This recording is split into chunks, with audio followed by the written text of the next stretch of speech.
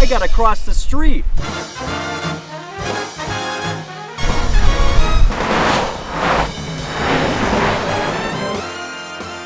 Christopher Newport University has a very walkable campus.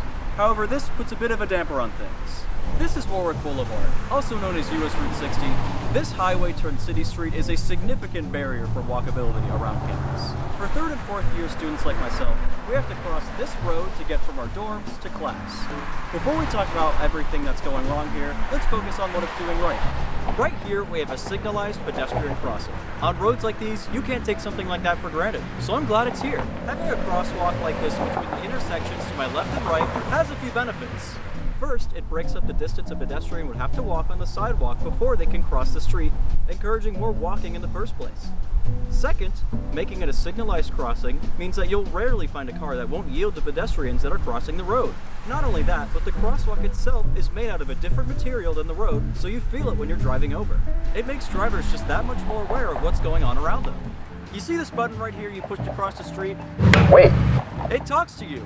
It's a more and more common accessibility feature nowadays, but it's just another great addition for those with vision impairments who want to cross the street. Now these sidewalks, they're great. There's plenty of room for cyclists and pedestrians to move on both sides in opposite directions without being pushed up to the edge of the curb. There's an ADA compliant tactile strip at every curb cut and every intersection you can find around here, making it easy for those with mobility issues or limited vision to cross the street. On top of that, it's well lit at night. It goes a long way to make people feel more comfortable walking around in the dark. It's just another one of those things that takes that many more cars off the road.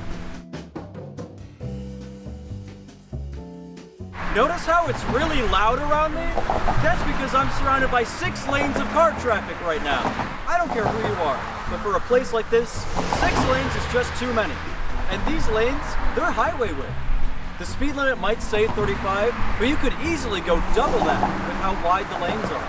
The only thing this road says to me is, this isn't a place for pedestrians. Get a car. Clearly this can't be safe, right? Well, it's not. These 6 wide lanes of traffic means that there's just that much more space for a pedestrian to be struck by a driver who isn't paying attention to their surroundings. If you took just 1 lane off on either side of this road, the crossing would reduce from about 100 feet to 75 feet. That's a big difference. I was grateful for this pedestrian crossing earlier, but even this reminds you that pedestrians are not the priority on Warwick Boulevard. If you push this button while there's even just a little bit of traffic on the road, the light won't change. So you have to sit and wait until the traffic engineers said that you can go so that you don't inconvenience car traffic too much. Just talking numbers, you can pack way more pedestrians into this crosswalk right here than you can pack cars into this stretch of road. So it makes sense to prioritize the crossing pedestrians, right? There needs to be a balance between how many cars need to pass through this crosswalk and how long pedestrians have to wait to cross the street. Another safety feature they could add to this crosswalk is to bring it up to the height of the sidewalk. Not only does it act as a natural speed hump for cars passing through the crosswalk to make sure they're driving the correct speed, it also makes it easier for those with mobility limitations to cross the street. They don't have to go up and down a slight incline when they cross the street.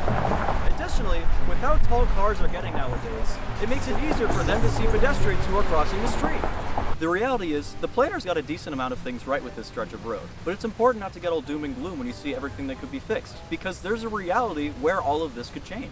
With enough support, there's a reality where Warwick Boulevard can be just as much of a place for people as it is for cars today.